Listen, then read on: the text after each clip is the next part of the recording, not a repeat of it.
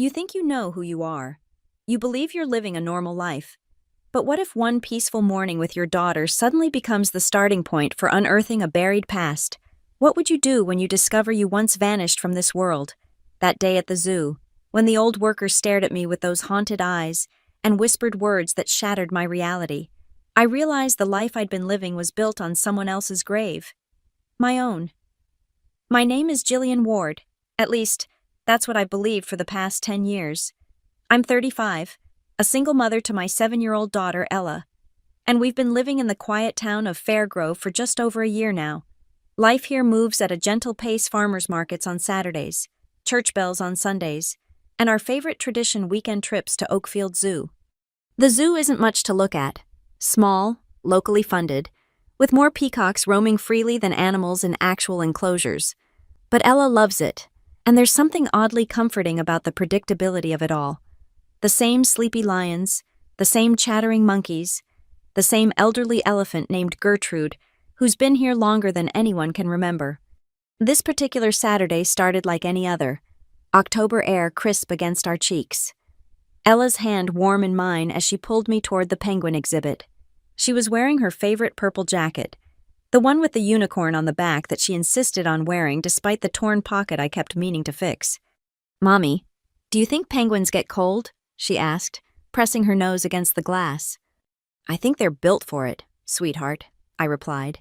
Though my attention had drifted, I'd been having the dreams again, the ones where I'm standing in front of an old animal enclosure not here, somewhere else, somewhere abandoned.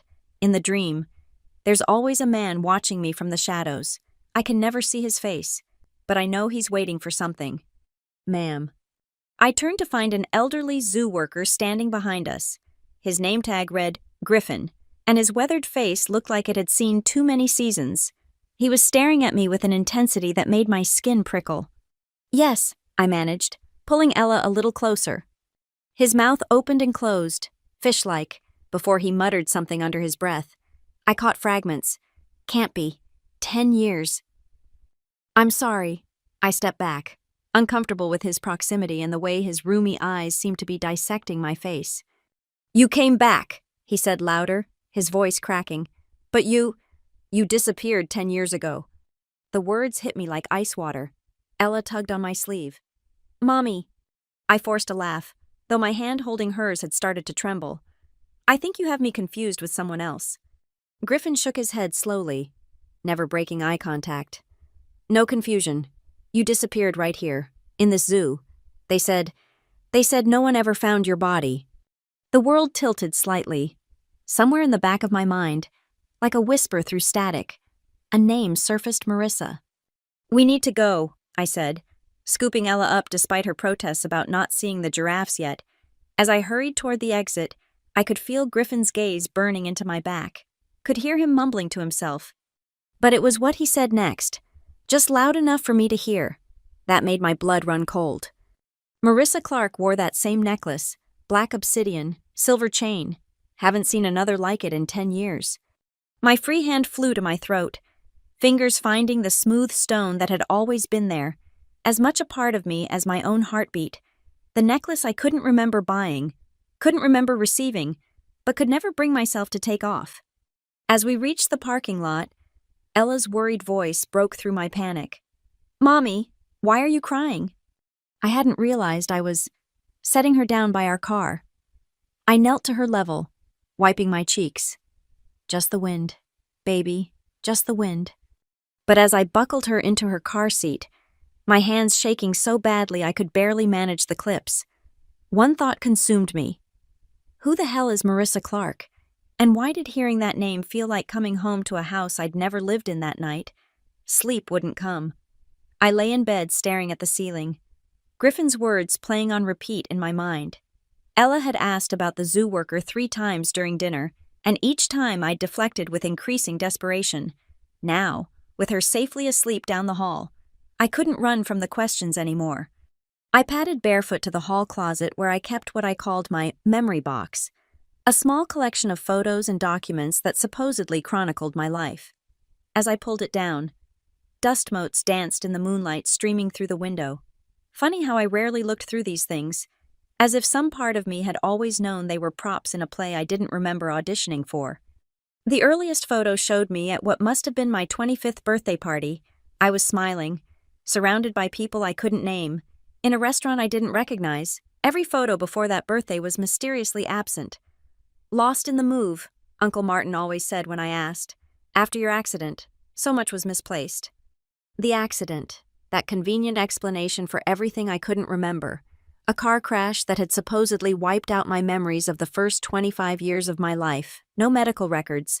Of course, those were lost too. Everything before age 25 was just stories Martin told me, painting a bland picture of a quiet childhood, unremarkable schooling, no close friends or family except him.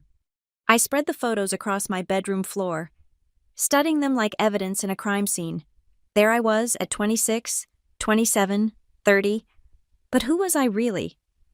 The woman in these pictures felt like a stranger wearing my face.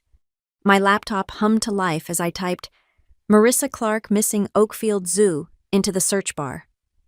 My heart hammered as the results loaded. Local woman vanishes at Oakfield Zoo. Mystery deepens. 10 years later. What happened to Marissa Clark? Missing person case remains unsolved. I clicked the first link with trembling fingers. The article was dated 10 years ago, almost to the day.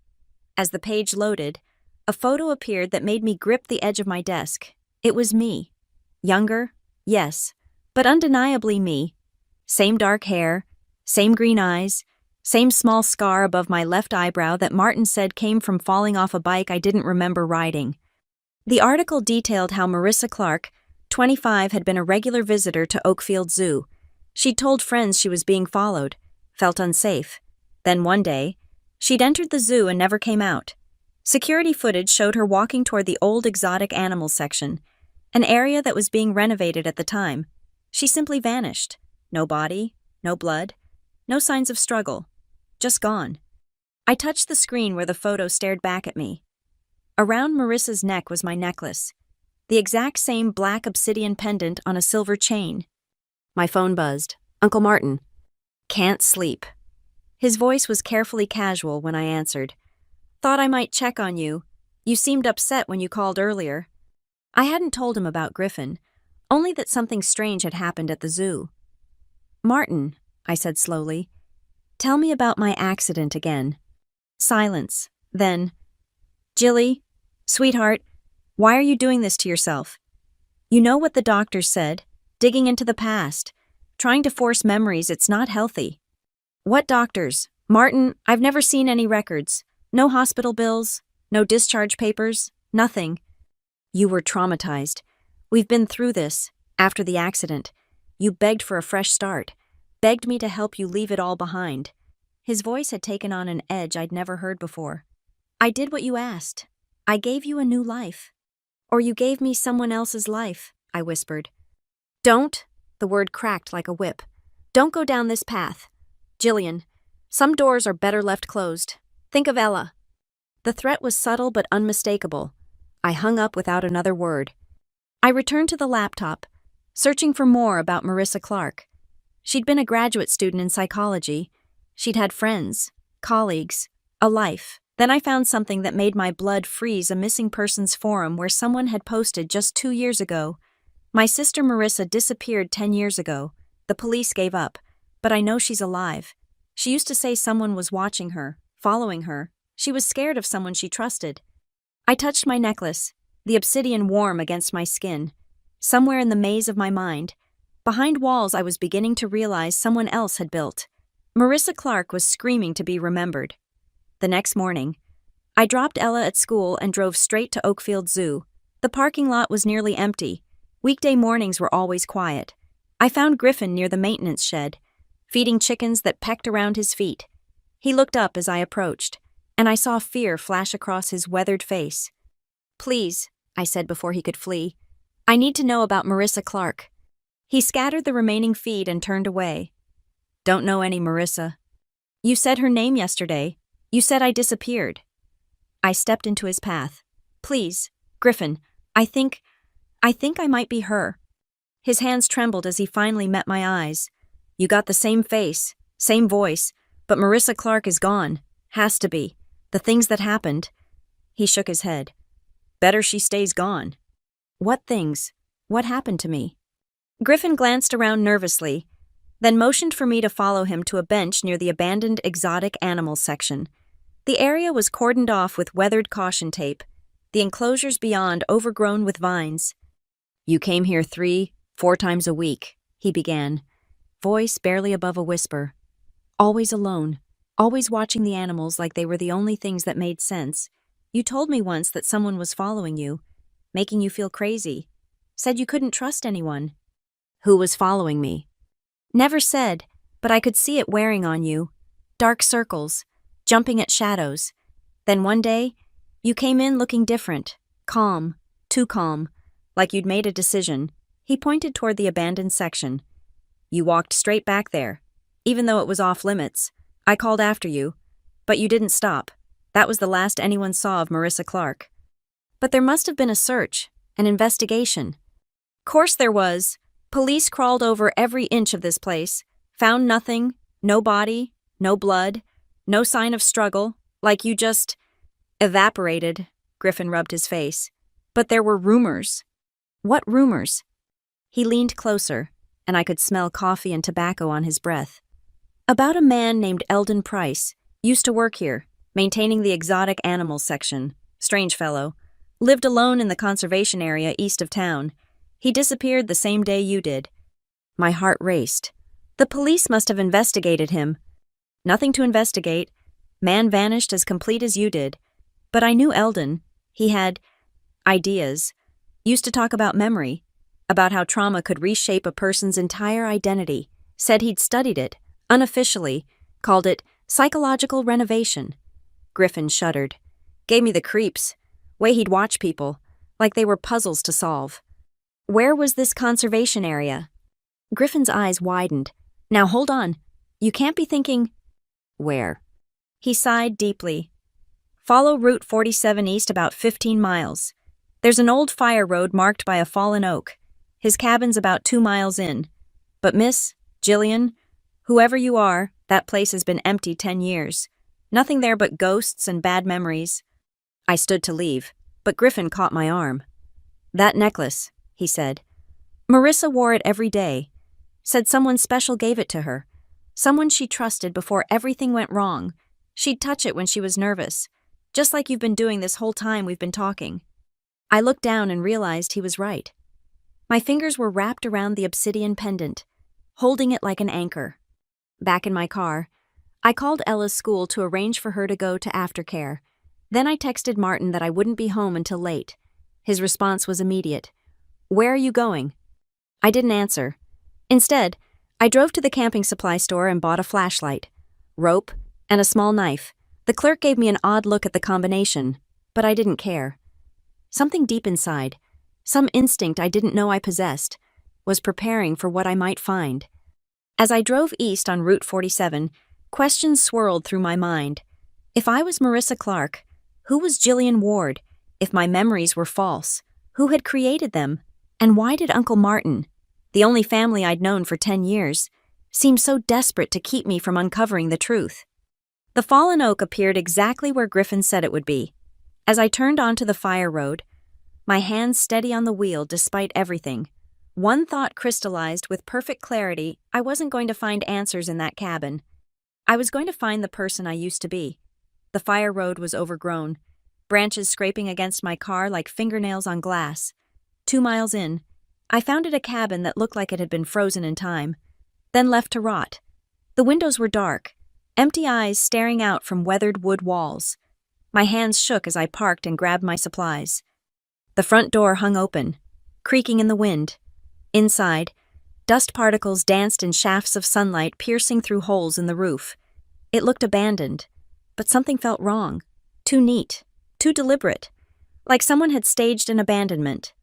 In what must have been the living room, I found them newspapers from 10 years ago, all featuring stories about Marissa Clark's disappearance. My disappearance. They were arranged on a table like a shrine, protected from the elements by plastic sheeting. Then I saw the rug. It was oddly clean compared to everything else, and one corner was flipped up. I pulled it aside, revealing a trapdoor with a padlock that had been cut. Someone had been here before me. Recently. The flashlight beam pierced the darkness below as I descended wooden steps that groaned under my weight. The basement was a horror show of obsession. Every wall was covered with photographs, all of me. From different angles, different days. Some showed Marissa Clark going about her life buying coffee, reading in the park, entering her apartment. Others were more disturbing close-ups taken while I was clearly unaware, sleeping, or distressed. But it was the equipment that made my stomach turn. Medical supplies, restraints, and dozens of journals filled with handwritten notes about memory suppression, identity reconstruction, and psychological manipulation.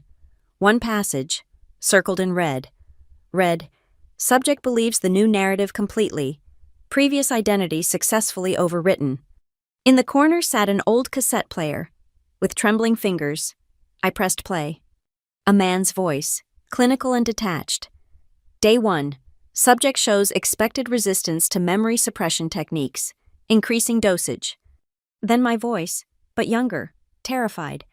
"Please, I know who you are. I know what you've done. Martin will never get away with this."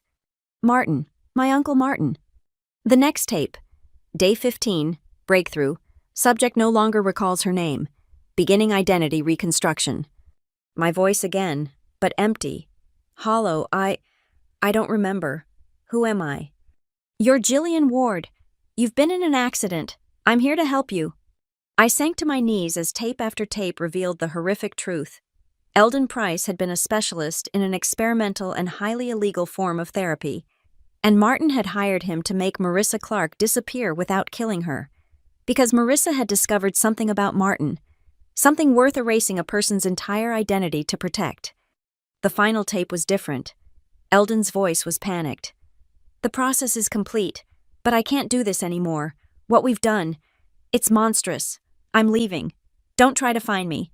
The subject is stable in her new identity. Let her live as Jillian Ward. It's the only mercy we can give her now." Behind the cassette player, I found a metal box.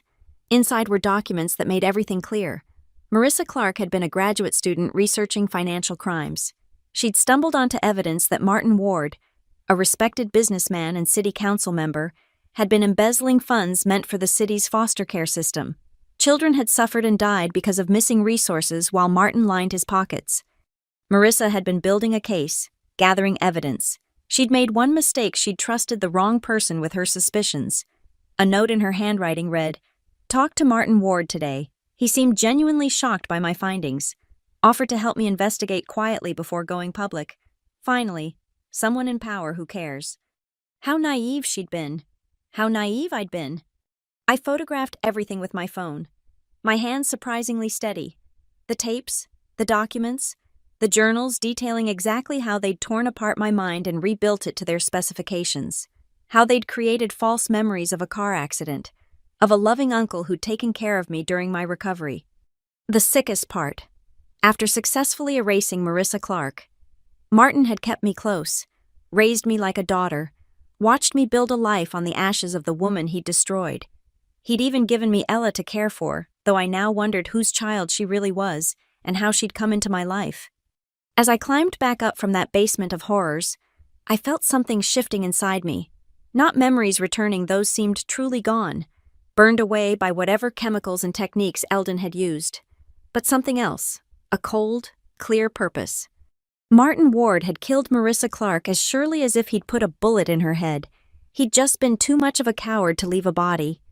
But he'd made one mistake. He'd let her soul survive. I sat in my car outside the cabin for an hour, organizing the evidence on my phone, uploading everything to multiple cloud services. My mind felt like a computer running too many programs at once, Jillian's learned behaviors warring with Marissa's awakening instincts. But one thing was crystal clear: Martin had to pay. The drive back to town was a blur. I picked up Ella from aftercare, helped her with homework, made dinner all while planning. The domesticity felt surreal, like playing house while a bomb ticked in the basement. Ella chattered about her day, and I nodded, smiled, responded appropriately, even as rage built behind my ribs. "Mommy, are you okay?" Ella asked as I tucked her in. "You look sad." I smoothed her hair. studying her face. Whose child was she? Another mystery Martin had woven into my fabricated life. I'm fine, sweetheart. Just thinking about grown-up things. After she fell asleep, I sat at my kitchen table with a notepad, sketching out what I knew. Martin had stolen 10 years from me, erased my identity, destroyed evidence of his crimes. But he'd made one crucial error. He'd kept me alive, kept me close, watched his handiwork like an artist admiring his masterpiece. My phone rang. Martin? Jilly, I've been worried. You didn't respond to my texts. Sorry, I said, voice steady. Long day. Ella had a school project. Listen, why don't you both come for dinner Sunday? I'll make my famous pot roast. We can talk about whatever's been bothering you.